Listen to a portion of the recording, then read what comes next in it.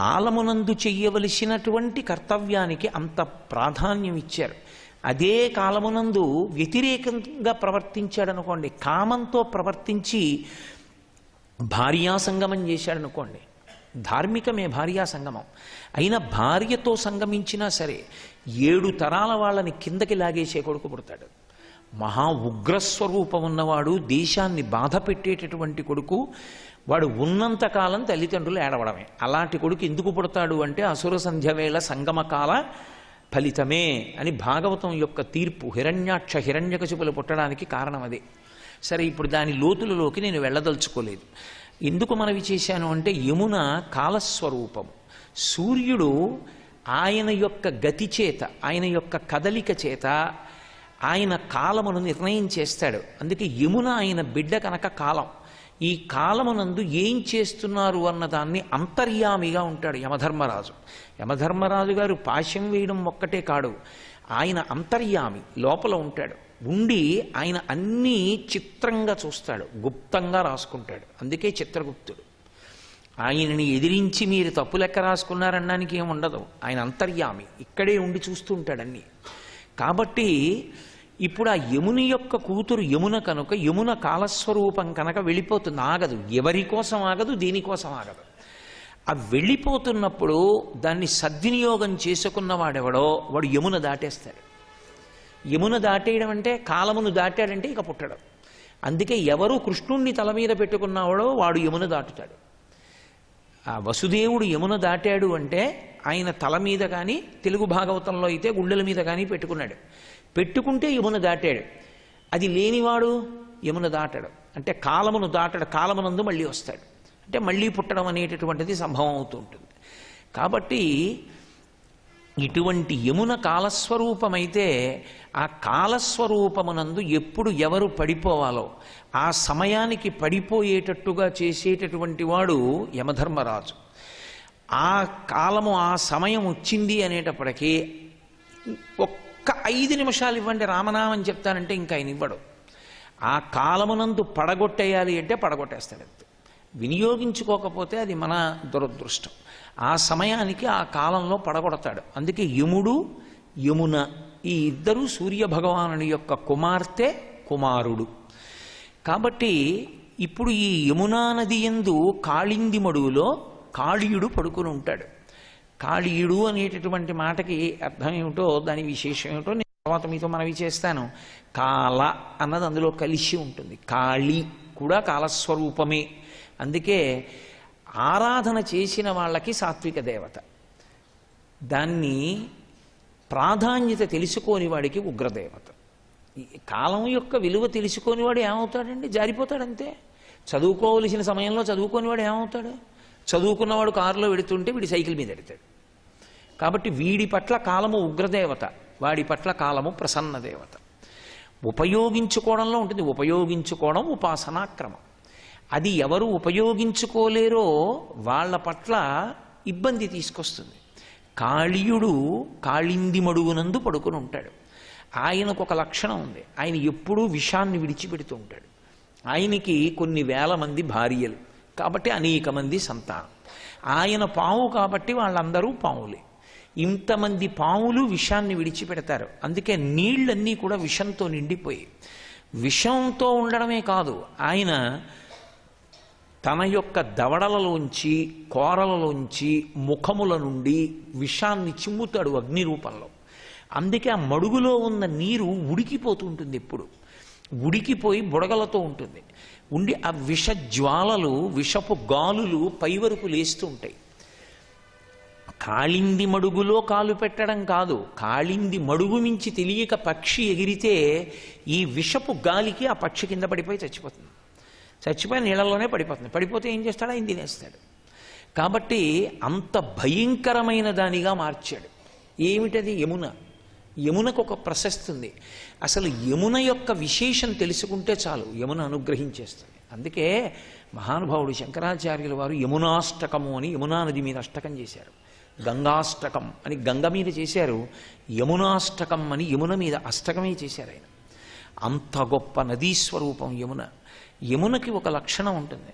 యమునయందు సంకల్ప సహిత స్నానం చేసి కాళీయమర్దనం లాంటి ఘట్టాన్ని కానీ ఒకసారి చదివినా మననం చేసిన మనస్సులోని విషయాన్ని విడిచేస్తుంది.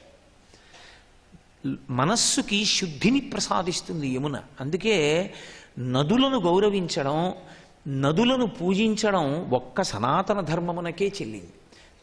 తప్పించి ఏదో అర్థం పర్థం లేకుండా ఎవరో ఏదో చేస్తున్నారని కొండలు, దాంతో సంబంధం లేని వాళ్ళు కొండలెక్కి గుళ్ళు కట్టడం, దాంతో సంబంధం లేని వాడు నదీ తీరంలో అక్కర్లేని ప్రార్థనా మందిరాలు కట్టడం ఎప్పటికీ అభ్యున్నతి హేతువులు కావు.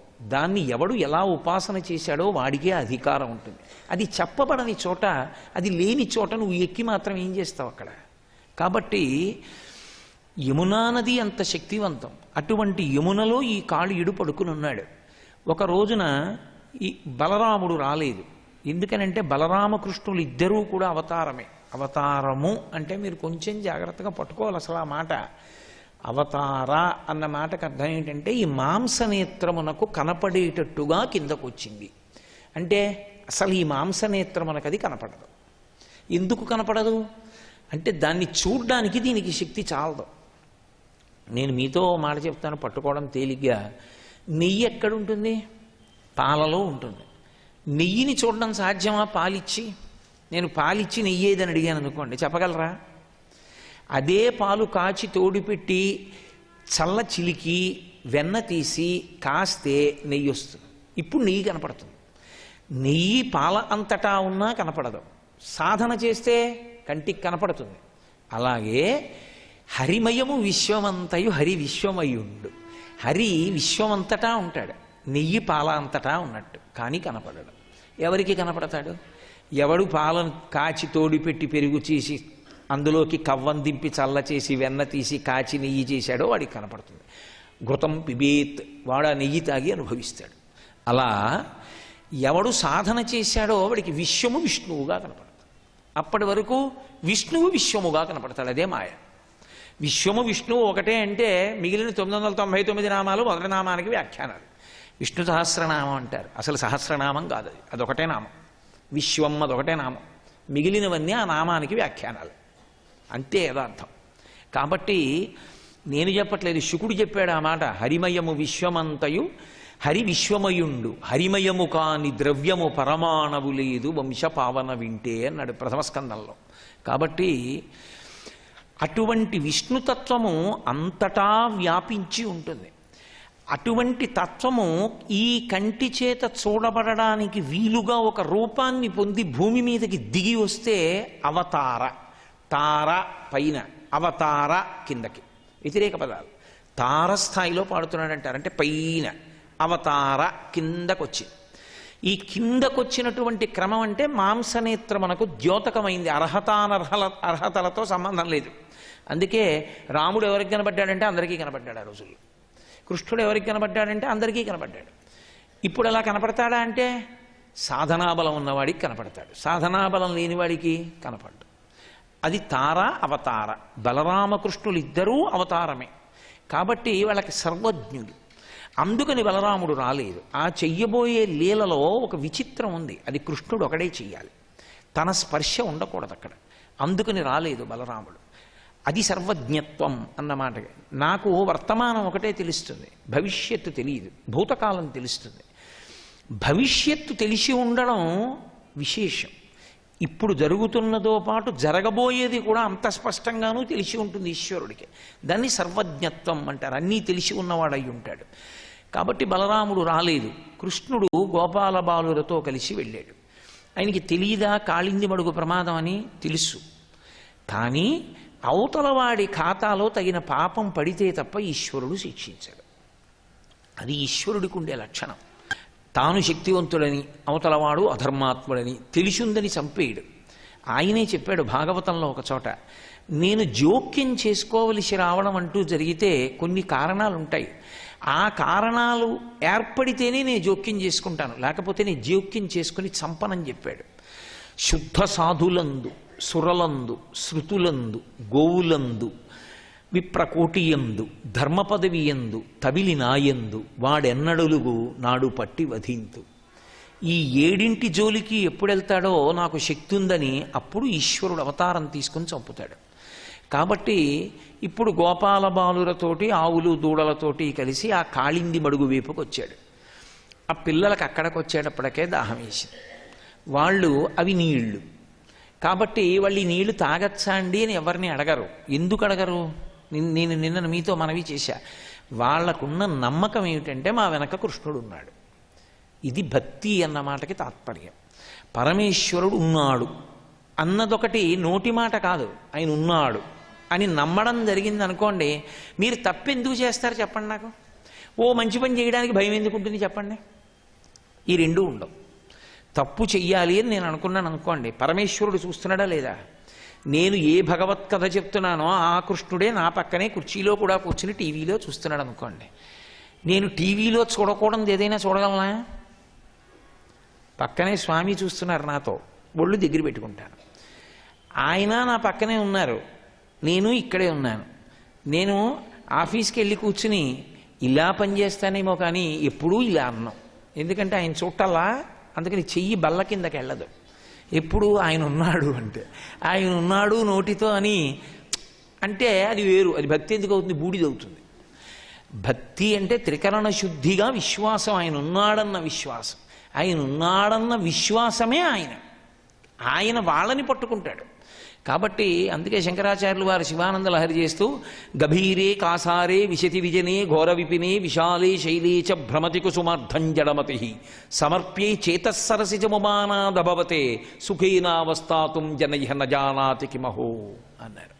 వాడు ఉన్నాడని నమ్మి నీ మనస్సన్న పుష్పాన్ని ఇవ్వరా, ఎందుకు రై అల్లరంతా అన్నారు. ఇప్పుడు వాళ్ళు తమ మనస్సరోజములను సమర్పించారు కృష్ణుడికి. వాళ్ళకి అన్ని విషయాల్లో కృష్ణుడు ఉన్నాడు, అది నమ్మకం.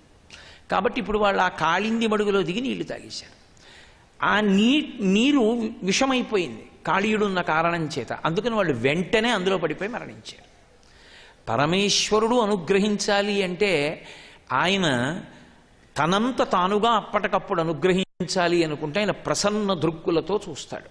ఆయన రక్షించడం అనేటటువంటి ప్రక్రియ ఎప్పుడూ చూపులతోటే ఉంటుంది. కేవలం అలా ప్రసన్నంగా చూస్తాడు. ఆయన అలా చూసిన కారణం చేత విషము అమృతమవుతుంది, అమృతము విషమవుతుంది. ఆయన ఏమైనా చేయగలడు తన చూపుల చేత. అందుకే శ్రీకైవల్యపదంబు చేరుటకునై చింతించదన్ లోకరక్షైకారంభకు భక్తపాలన కళా సంరంభకున్ కేళిలోల విలస దృగ్జాల సంభూత నానా కంజాత భవాండ కుంభకు మహానందంగన డింబకున్నని ఉపనిషత్ రహస్యాన్ని తీసుకొచ్చి తెలుగు పద్యంలో ఇమక్షర పోతన గారు కేళిలోల విలస దృగ్జాల సంభూత నానా కంజాత భవాండ కుంభకు. కేవలము తన యొక్క దృక్కుల చేత చూపుల చేత సమస్త బ్రహ్మాండములను సృజించి నిర్వహించి లయం చెయ్యగలిగినటువంటి శక్తివంతుడు అన్నారు. కాబట్టి ఆయన తన ప్రసన్న దృక్కులతో చూశాడు. ఎందుకు చూశాడు? వాళ్ళ నమ్మకానికి చూశాడు. వాడు ఉన్నాడని వాళ్ళు నమ్మారు.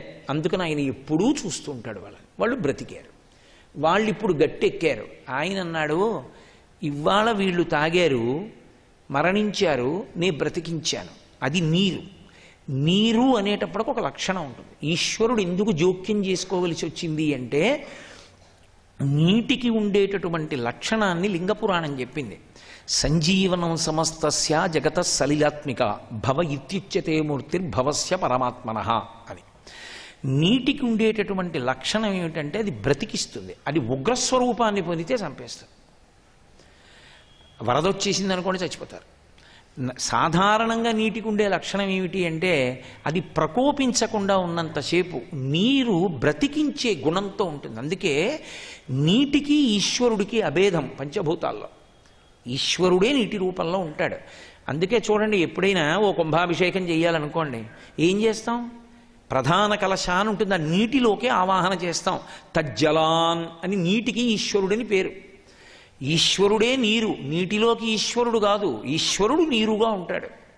అందుకే సంజీవనం సమస్తస్య జగత సలిలాత్మిక. ఈశ్వరుడు నీటి రూపంలో ఉండి బ్రతికిస్తుంటాడు. వేదంలో ఒక మాట ఉంది, అప్పులు వాటి యొక్క మాహాత్మ్యము అని మహానుభావుడు ఆయన వ్యాఖ్యానం కూడా చేశారు వేదంలో, వేదమంత్రాలకి. ఆ నీటికి ఉండే లక్షణం ఏమిటంటే పోతున్న ప్రాణాలని వెనక్కి తెస్తాయి అవి. అందుకే ఎవరైనా స్పృహ పోయిందనుకోండి వాడికి ముందు ఏదో డాక్టర్ గారి దగ్గరికి తీసుకెళ్ళరు, కసి నీళ్లు చల్లుతారు. ముఖం మీద నీళ్లు చల్లితే పోతున్న ప్రాణాలు వెనక్కి వస్తాయి, పోయిన స్పృహ తిరిగి వస్తుంది. నీళ్లు పడితే ప్రాణాలు నిలబడతాయి. నీళ్లు లేకపోతే ప్రాణాలు కాదు, ప్రాణాలు ఉండి అభ్యున్నతి లేదు. బతికున్నాడు, నీళ్లు లేవు, ఏం చేస్తావు? సంధ్యావందనం. అస్తమానం సంధ్యావందనం అంటారు ఎందుకండి మీరు అనకండి.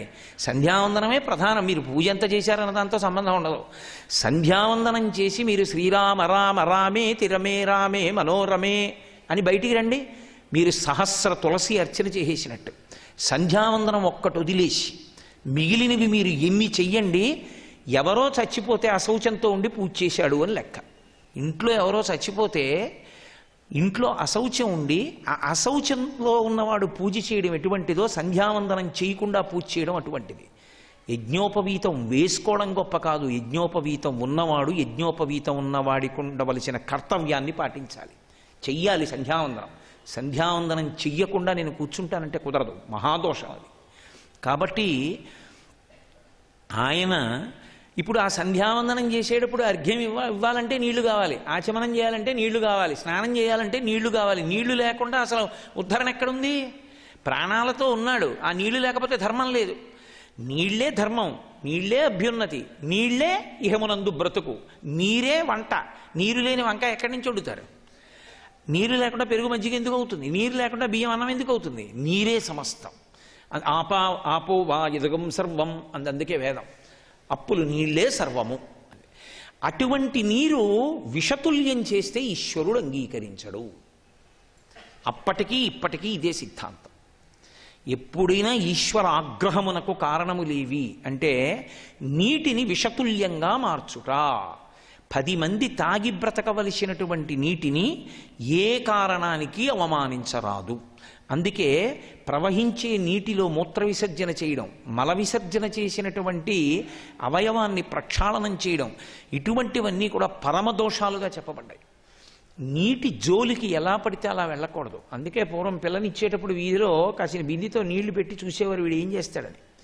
వాడు గబగబా 4 చెంబులు పోసుకున్నా కాలు మీద కాలేసి రుద్దిన పిల్లనిచ్చేవారు కాదు. కాలు మీద కాలేసి రుద్దారంటే వాడికి ఏమీ సంస్కారం లేదని గుర్తు. పాదములను దేవతలు ఆశ్రయించి ఉంటారు. కాలు మీద కుడి చేత్తో నీళ్లు పోసుకుంటూ ఎడం చేత్తో కాళ్ళు తోముకోవాలి, అంతేకాని లేదా ఎడం చేత్తో పోసుకుంటూ కుడి చేత్తో తోముకోవాలి. పాదాన్ని పాదంతో రుద్దాడు అంటే వాడికి ఏం తెలియదు వైదిక సంస్కారం అని గుర్తు. నీటి మీద గట్టిగా చప్పుడు అయ్యేట్టు కొట్టాడు అంటే వాడికి నీటి సంబంధం వ్యాధులు వస్తాయి. అందుకే చూడండి, నేను చిత్తూరు వెళ్ళానండి, నాకు అన్నం పడలేదనరు, నీళ్లు పడలేదండి అంటారు. నీళ్లు పడలేదండి అంటే కారణం ఏంటి? నీరు ఆగ్రహం వహించింది, నువ్వు నీటి పట్ల ధార్మికంగా లేవని గుర్తు. అందుకే నీటి సంబంధ వ్యాధి వస్తే ప్రమాదం కూడా. డీహైడ్రేషన్ వచ్చింది అనుకోండి చాలా ప్రమాదం, జలోదరం వచ్చినా చాలా. నీరు ఉన్నా ప్రమాదం, నీరు పోయినా ప్రమాదం. ఎంత ఉండాలో అంతే ఉండాలి. కాబట్టి ఇప్పుడు ఆ నీటిని ఎప్పుడైతే విషంగా చేస్తున్నాడో కాళీయుడు, ఈశ్వరుడు అంగీకరించాడు.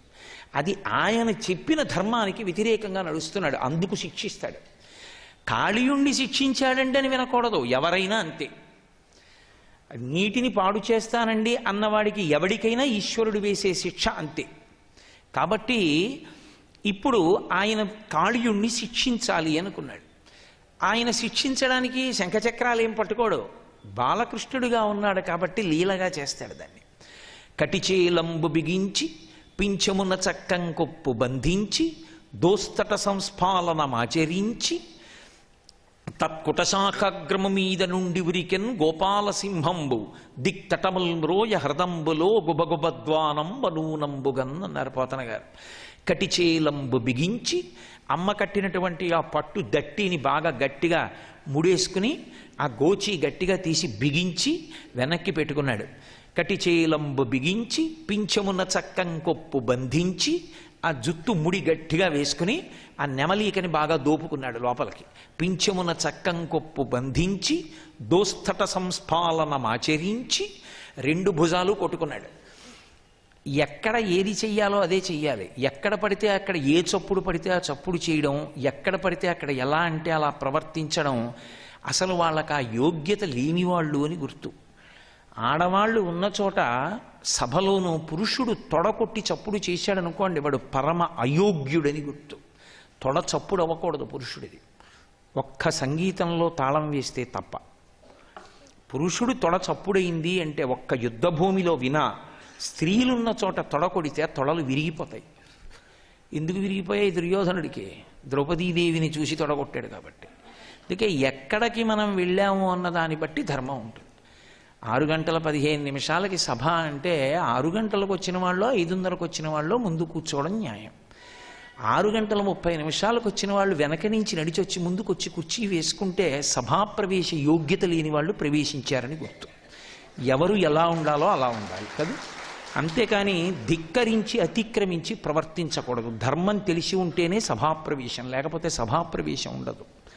కనుక దోస్తట సంస్పాలనమాచరించి ఆయన 2 భుజాలు కొట్టుకున్నాడు. అంటే హేళగా లీల చేస్తాను, నీ శక్తిని నేనేం పట్టించుకునేవాడిని కాను, ఇంతమందిని భయపెట్టేవేమో, నువ్వు నన్ను భయపెట్టగలిగిన వాడివి కావు. ఇది చెప్పడానికి దోస్తట సంస్పాలనమాచరించి చరణద్వంద్వంబు గీలించి. అబ్బో ఏమి పదాలు పడతాయో! పోతన గారికి మహానుభావుడు, సరస్వతి స్వాధీనుడు, శారదానుగ్రహం పొందిన మహానుభావుడు.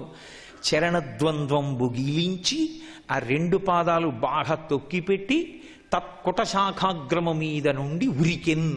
దూకేటటువంటి వాడు ఒక్కసారి కొమ్మ మించి దేవుణ్ణి తలుచుకుంటూ దూకేశాడు అనుకోండి, వాడి శరీరం విడిచిపెట్టేయడానికి దూకేస్తున్నాడని గుర్తు. మంచి ఉత్సాహంతో దూకుతున్నటువంటి వాడు ఆ కొమ్మని బాగా ఊపి ఊపి ఊపి ఒక్కసారి దూకాడు అనుకోండి, వాడు ఏ ఈతో కొట్టడానికి సంతోషంతో దూకుతున్నాడని గుర్తు. అందుకని తత్కుటశాఖాగ్రము మీద నుండి ఉరికెన్ గోపాల సింహంబు. సింహంబు అన్న మాటలోనే తెలుస్తుంది. ఇక ఆ శౌర్యమునకు ఎదురు లేదు. దాని ముందు ఇక ఏ ప్రాణి నిలబడగలిగినటువంటి సమర్థత ఉండదు. సింహానికి ఆ లక్షణం ఉంటుంది, దాని వాసన చాలు, దాని వెంట్రుకల్లోంచి వచ్చే వాసనకి పారిపోతాయి జంతువులు. కాబట్టి గోపాల సింహంబు అండంలోనే కాళీయుడు అణిగిపోతాడు అని గుర్తు. తత్కుటశాఖాగ్రమ మీద నుండి ఉరికెన్ గోపాల సింహంబు దిక్తటముల్ మ్రోయ హృదంబులో గుబగుబద్వానంబనూనంబుగన్. ఆ సరస్సులో గుబగుబ నీళ్లు పైకొచ్చేటట్టుగా దిక్కులన్నిటికీ కూడా ధ్వని వినపడేటట్టుగా దూకి ఆ ఈత కొడుతూ జలక్రీడలు ఆడుతున్నాడు. ఆడుతుంటే చూశాడు, లోపల కాళీయుడు పడుకునున్నాడు, కాళీయుని భార్యలున్నారు, కాళీయుని బిడ్డలున్నారు. ముందు అహంకార స్పర్శ అని ఒకటి ఉంటుంది. ఆ అహంకార స్పర్శ అన్నిటికన్నా ప్రమాదహేతు. వచ్చిన వాళ్ళు ఎవరు అని అడగడం వేరు, ఎందుకు వచ్చాడు, ఎందుకు దూకాడు అని కనుక్కోవడం వేరు, నేనుండగా ఎలా దూకాడు అండం వేరు. అదే అహంకారం. రావణాసురుడు మాట్లాడినా అలాగే ఉంటుంది రామాయణంలో.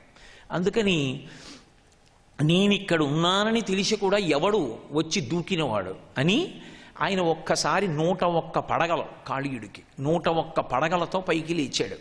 ఆడుకుంటున్నాడు కృష్ణుడు ఆ నీళ్లలో. ఆయన బ్రతికించినటువంటి గోపాల బాలురే యమునా నది ఒడ్డున నిలబడి చూస్తున్నారు.